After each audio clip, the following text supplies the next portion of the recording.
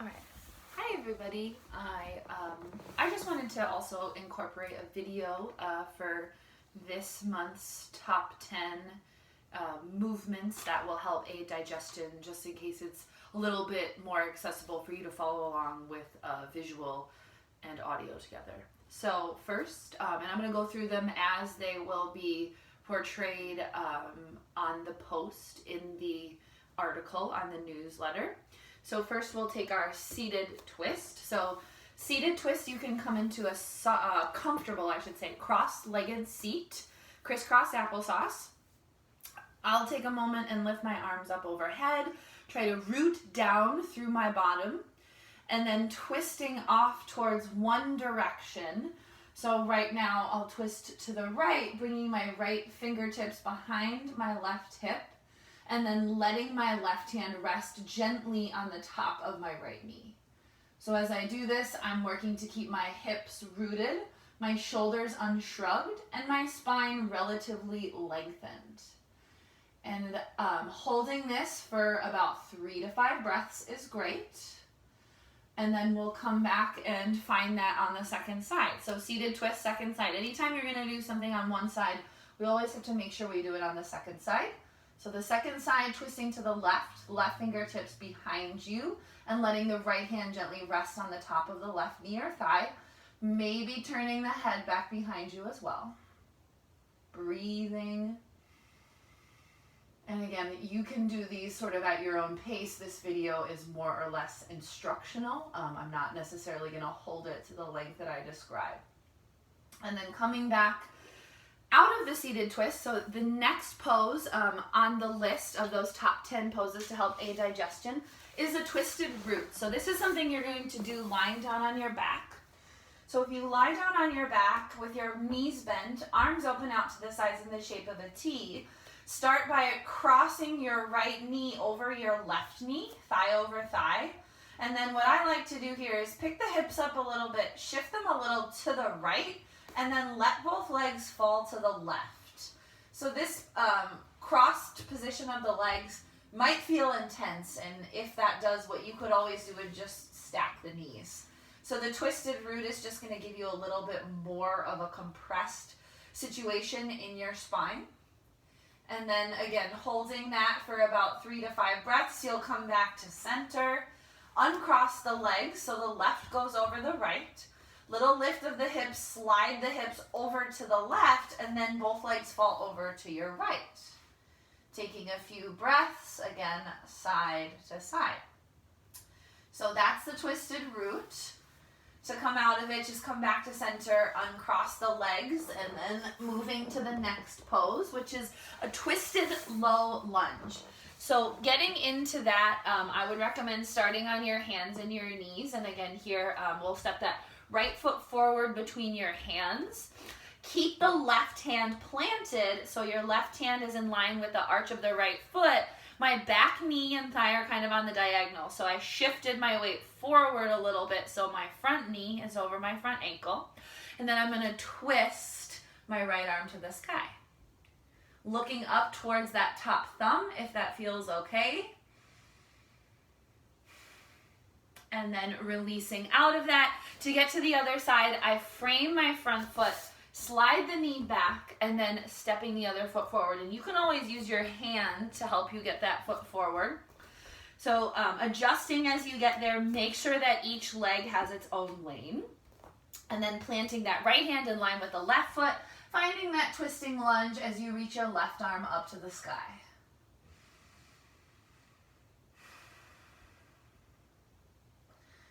And then releasing that. So moving to the fourth pose, which is a seated forward fold.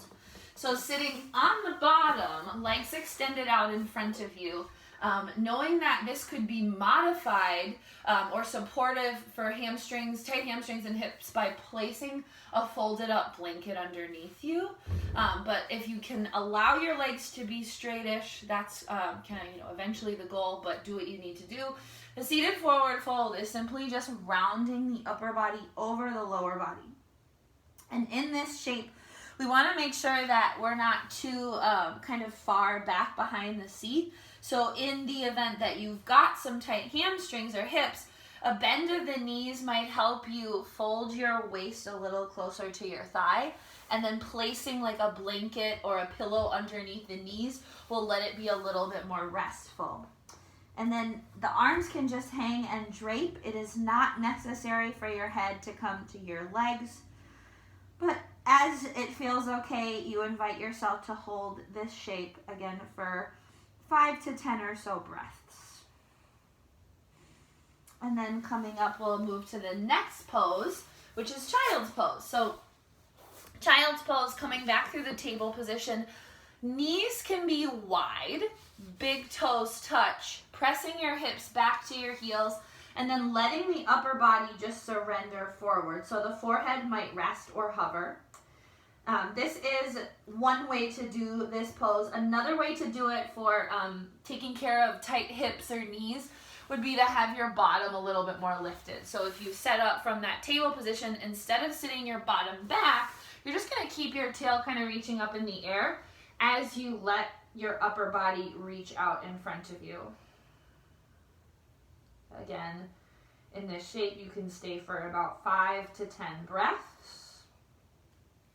And then moving on to the next pose, which is cobra pose. So from your table, you can just lower to the belly. So a cobra pose is going to work a little bit of extension, which is just a way of saying a back bend in your upper back. So let your hands frame your body. I kind of let the thumbs come in line with the ribs, breastbone area, and then let your elbows draw in, shoulders roll back. Just a gentle press of the hands as you start to peel your chest off the mat. And my preferred way to move in and out of this is with movement rather than holding it. So you might inhale, lift the chest, looking forward, and then exhale to release and come down. Moving in and out of that again if that serves you, or you could just come up and hold the pose. It might be accessible to lift a little higher, which you could always do, but that's not necessary. And when you're ready to come out of it, just slowly lower down, letting your spine lengthen back out again. And then moving from cobra pose now to a bridge pose. So I'm going to press back up onto hands and knees, bring one hip down, swing the legs out in front, and come to lie on the back. So bridge pose is an elevated position of the pelvis. So the feet are going to be planted about the width of the hips apart, arms by your sides, and then pressing into the feet to lift the hips. So we want to make sure here that the feet are really grounded. The knees are reaching towards the toes, and you can use your arms to help you support the space, to support this lift of the hips. Breathing in deeply and breathing out completely. Again, staying here for 5 to 10 breaths.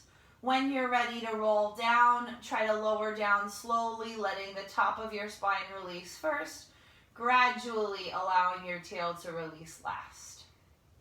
So moving now from bridge pose to our last few movements. So the 7 movements and poses that I just shared with you first are going to be more like yoga inspired. I wanted to include some things that aren't necessarily yoga. So now we'll take some squats, which is okay that I'm, my head is kind of out of the way here. So feet are going to be about as wide as your hips apart. Parallel, toes face forward. So if I look down at my feet, they're making the shape of an 11. And then as I'm ready to, I'm going to sit my hips back behind me, gently reach my hands forward, and then press through my feet, let my arms relax down, and stand up tall. So I might inhale as I reach back and squat, and exhale and stand up. And as you move, you can check and make sure your knees are bending in line with your ankles or your toes, so they're not bending in or out too far. So the knees stay in line with their respective hips and ankles. And again, taking this as low or as high as you need. Always listen to your body. So again, that's just a little visual aid for a squat. The next movement that I talk about is a walk. That's relatively self-explanatory. go for a walk, whether it's around your house or outside. Even if it's a walk around the block, that will help move the body and stimulate some digestion through, stimulate your digestive systems. The last thing is a standing marching. So I think I'm gonna pivot my camera here. So bear with me, it's not perfect. Okay, now, so standing up in your alternate marching, stand about hip width apart with your feet. You can have your hands maybe here, kind of out to the sides, and just starting gently by lifting your right leg and try to tap your left hand to your right thigh. Plant back down and switch. So this does not need to be done fast, just a way to connect the opposite sides of the body together, to find some movement, as well as help engage coordination in our brains.